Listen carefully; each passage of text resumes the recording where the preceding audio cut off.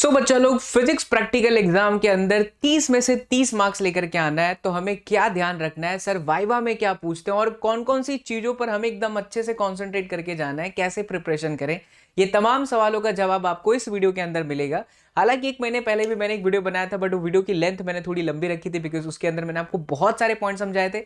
लेकिन उन्हीं तमाम पॉइंट्स का निचोड़ आज आपको इस छोटे से वीडियो के अंदर मिलेगा बच्चा। तो बने रहना एंड लास्ट तक देखना। नए हो तो जरूर खूबसूरत सी रेड वाली बटन दबा करके इस चैनल का हिस्सा बन जाइए, बिकॉज यहाँ पर फिजिक्स के सारे ब्यूटीफुल लेक्चर्स, केमिस्ट्री के लेक्चर्स एंड बायो के लेक्चर्स आप लोगों के लिए लगातार आ रहे हैं और उन्हें देखना बिल्कुल भी ना भूलें। तो चलिए शुरुआत करते हैं। 30 में से 30 मार्क्स लाना जरूरी क्यों है, पहले तो ये चीज बहुत अच्छे से आप समझो। देखो यार, रिश्तेदार है, ताना मार सकते हैं, क्योंकि 12वीं बोर्ड एग्जाम का जो रिजल्ट होता है ना, वो हर कोई पूछता है, अच्छा तुम्हारे 12वीं में कितने परसेंटेज थे, 12वीं में क्या था, 12th क्लास के अंदर क्या था। खैर, इन सब से कोई फर्क नहीं पड़ना चाहिए, लेकिन उन लोगों को करारा जवाब देने का इससे बड़ा मौका तो आप लोगों को कभी मिलेगा नहीं, और वो भी जीवन काल के अंत समय तक। तो पहले तो ध्येय बनाइए।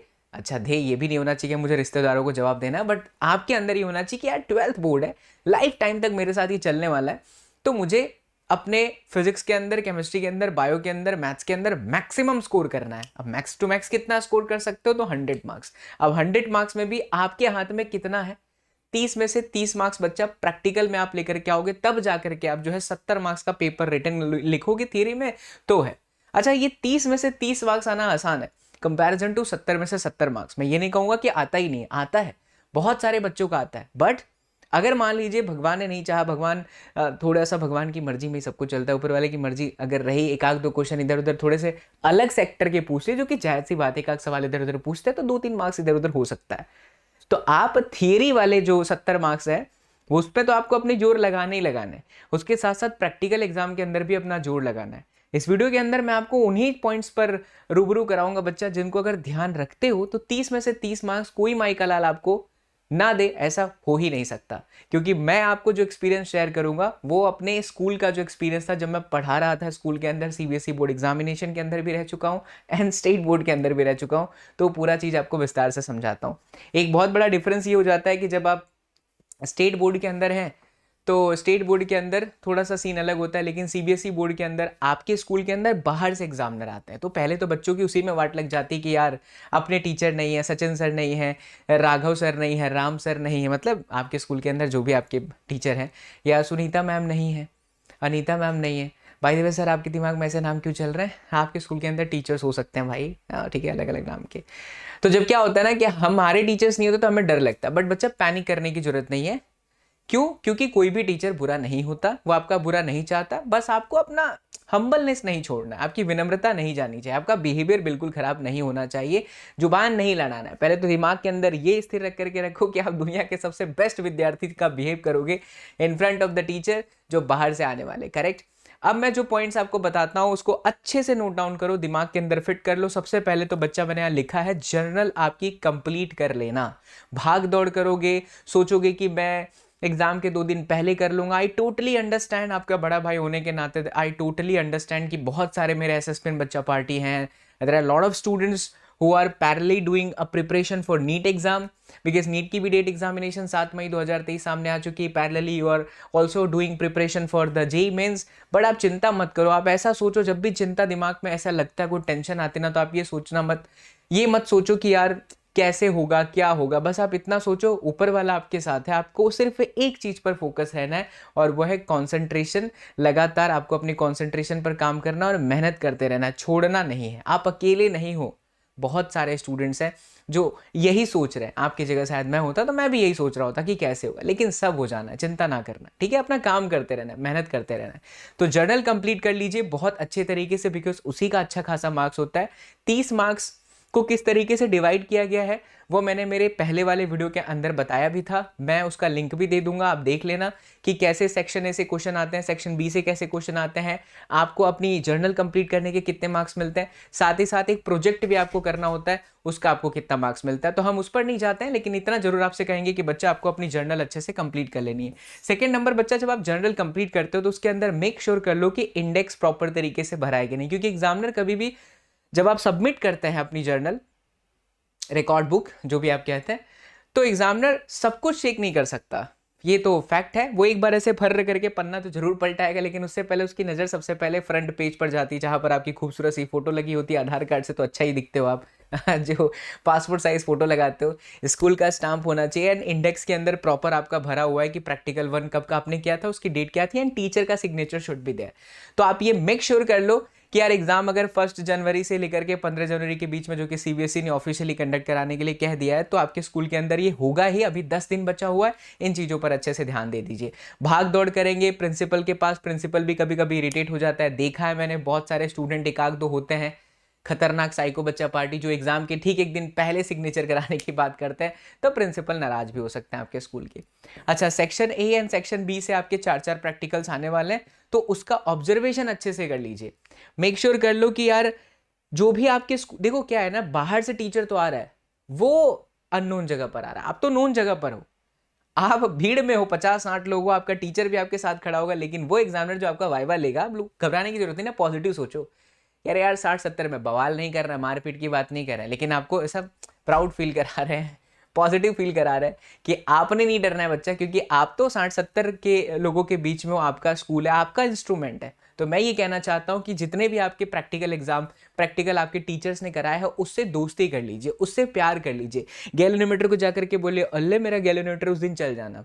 हालांकि मैं मजाक कर रहा हूँ, लेकिन सच में ये वर्क करता है। मोहब्बत करिए अपने उन चीज़ों से जो आपको आगे हेल्प करने वाला है, ठीक है।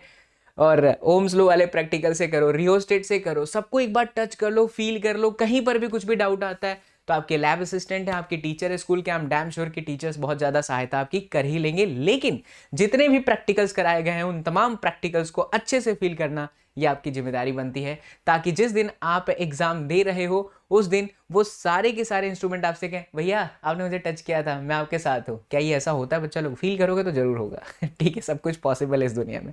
तो मेक श्योर कर लीजिए बच्चा कि आपने जो भी प्रैक्टिकल्स कराए हैं, परफॉर्म किए हैं आपने, आपके टीचर्स ने जो भी कराया है वो आपको बहुत अच्छे तरीके से आ रहा है। कहीं पर भी आप फंस रहे हो तो आप अपने टीचर से जरूर डिस्कस कर लीजिए, राइट। इसके बाद देखिए सप्लीमेंट्री कैसे भर रहा है। देखिए आप जो सप्लीमेंट्री 2 या 3-4 पन्नों की करते हैं, उसमें 2 प्रैक्टिकल्स आपको करना होता है, section A and section B से, और वो जाता है सीबीएसई बोर्ड के अंदर।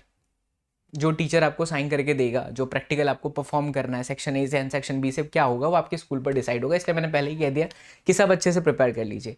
अच्छा, सप्लीमेंट्री जब आप भरेंगे तो अपना रोल नंबर अच्छे से चेक कर लेना, गलत नहीं होना चाहिए, फिर मार्कर वार्कर का लफड़ा उसमें आप ना फंसो तो ज़्यादा अच्छा है। रोल नंबर अच्छे से, स्कूल का कुछ होता है इंडेक्स नंबर, एंड बहुत सारी चीज़ें होती हैं जो कि डिटेल्स आपको वहाँ पता चल जाएगी, सेंटर नंबर कौन सा है, इन चीज़ों पर ध्यान रखिए। बिकॉज अक्सर मैंने, जब मैं था सीबीएसई स्कूल में, 2019 वॉज माई लास्ट बैच, तो उस वक्त ऐसे कुछ स्टूडेंट होते थे जो जब बोला जाता था फिजिक्स का कोड ये भर बेटा, तो वो कुछ और भर देते थे, फिर प्रॉब्लम हो जाती थी। बचाया तो जाता है आपको, लेकिन इन सब से क्यों पढ़ना, शांति से कॉन्सेंट्रेट होकर के इन चीज़ों को करना है, राइट। अच्छा, ये आपने डिटेल्स भर लिया। डिटेल्स के बाद आता है कि टीचर जो चेक करके आपको मार्क्स देगा, क्योंकि 30 में से 30 मार्क्स वाइवा का है, आपके प्रोजेक्ट का है, आप किस तरीके से बिहेवियर कर रहे हो, प्रैक्टिकल का है, and at the same time सब आपके सप्लीमेंट्री का है। तो आप सप्लीमेंट्री के अंदर जैसे से प्रैक्टिकल करते हो, एम, अपरेटस, कैलकुलेशन, है ना, फिर प्रिकॉशंस, राइट, फिर ऑब्जर्वेशन, कंक्लूजन, ये सारी चीज़ें होनी चाहिए उसके अंदर। सर्किट डायग्राम अगर रिलेटेड उस प्रैक्टिकल से है तो मेक श्योर कर लीजिए इन्फॉर्मेशन वाली डिटेल बहुत अच्छे से होनी चाहिए। एंड सेकेंड थिंग पर, नंबर पर आपका ये सारा डिटेल्स उसके अंदर होना चाहिए, aim, apparatus, calculation, procedure and observation, ये सारी चीज़ें उसके अंदर होनी चाहिए। बिहेवियर ड्यूरिंग द प्रैक्टिकल, कई बार ऐसा होता है कि कुछ बच्चों को जो प्रैक्टिकल मिल जाता है तो उनको नहीं आता, इधर उधर देखने लगते हैं। ये मत करो, ये मत करो। मैंने पहले ही कहा कि सारे इंस्ट्रूमेंट से प्यार करने लग जाओ, मोहब्बत कर लीजिए उस इंस्ट्रूमेंट से। तो आपको ये तो पता है प्रोसीजर, चलो आप भूल गए, खुदा ना खास्ता आप भूल गए, भगवान की मर्जी, आप भूल गए, तो अब क्या करना है, खड़े रहना है, ऐसे दिखना है, रिंकू बताना, पिंटू बताना। पिंटू और रिंकू आजकल हालांकि नाम कम होते हैं, आजकल आर्यन नाम होता है, आर्यन। राहुल पुराना नाम हो गया, लेकिन ऐसे कुछ नाम होते होंगे, सोनिया, सोनिया पता ना। तो ये सब मत करिए, क्योंकि अगर एग्जामिनर की नज़र एक बार आपके ऊपर पड़ गई तो फिर वो आपसे वाइवा में बहुत टफ क्वेश्चन पूछेगा जानबूझकर, क्योंकि उसे समझ में आ जाता है बच्चा टीचर है, पागल तो है नहीं, उसे पता चल जाएगा कि साल भर आपने कुछ नहीं करा है, इसीलिए आपको नहीं आ रहा है।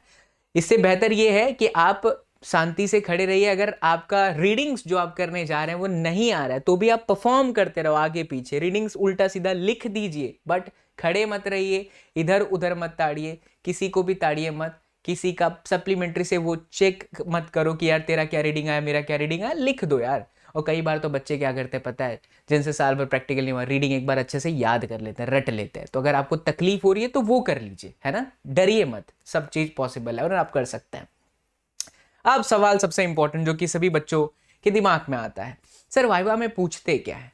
नंबर 1 बच्चा लोग वाइवा में वो सबसे पहले आपसे पूछते हैं कि जो प्रैक्टिकल आपको दिया गया है उसका एम क्या है, उसका पर्पस क्या है, क्यों ये प्रैक्टिकल किया जाता है, इसका रिजल्ट क्या है, कंक्लूजन क्या है, उसके रिलेटेड सारे फॉर्मूले। एग्जांपल के तौर पे ओम्स लॉ हो गया, एग्जांपल के तौर पे सीरीज कॉम्बिनेशन ऑफ रजिस्टर हो गया, एग्जांपल के तौर पर मीटर ब्रिज बहुत ज्यादा पूछते हैं because that is very common, है ना। स्कूलों के अंदर मीटर ब्रिज का ज्यादा एक्सपेरिमेंट पूछा जाता है। बाहर का जो टीचर आता है ना, वो आपके टीचर के साथ सेटिंग कर ही लेता है, वैसा सेटिंग नहीं बच्चा, वह सेटिंग कर लेता है यार कि आपके स्कूल में कौन सा जो इंस्ट्रूमेंट है काम कर रहा है, बिकॉज अल्टीमेटली उसे भी रिपोर्ट करना होता है सीबीएसई में जो नया टीचर आया, तो उसकी भी वाट लगी रहती है कि यार नया स्कूल यहाँ पर कौन सा। देखो हर स्कूल की ना बैंड बजी रहती है, बच्चा कोई पूरे साल ढंग से प्रैक्टिकल कराता नहीं, आई नो, मैंने स्कूल में मैंने कराया है, ठीक है, लेकिन बाकी के जब मैं दूसरे जगह पर गया हूँ तो मुझे दिखता था कि बहुत सारे बच्चे डरते रहते थे।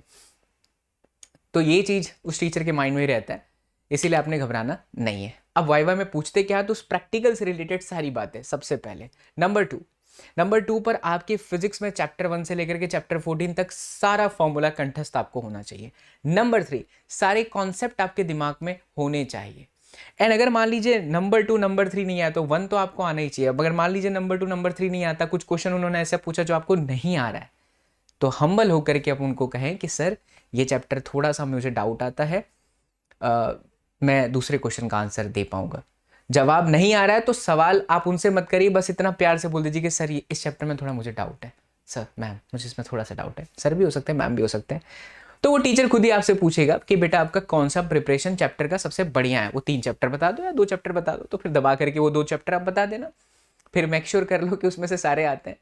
इतना अगर आप करते हैं बच्चा तो आपको 27 से 28 मार्क्स मिल सकता है। और जिन बच्चों ने ये सारी चीज़ों को फॉलो कर लिया, पहला दूसरा तीसरा स्टेप, यानी कि प्रैक्टिकल से related complete formula and then that concept, उसको 30 में से 30 मार्क्स, स्वयं ब्रह्मा जी भी धरती पर प्रकट हो जाएं और कहें कि जाइए आपको नहीं दिलाएंगे 30 में से 30 मार्क्स, तो पॉसिबल नहीं है, क्योंकि 30 में से 30 मार्क्स उस टीचर को देना ही पड़ेगा, राइट।